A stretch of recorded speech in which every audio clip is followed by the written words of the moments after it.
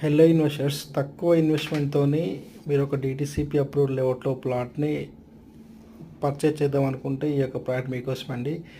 ఈ ప్రాజెక్ట్ అనేది టోటల్గా యాదాద్రి టెంపుల్కి అతి దగ్గరలో, వరంగల్ హైవేకి నియర్ బై.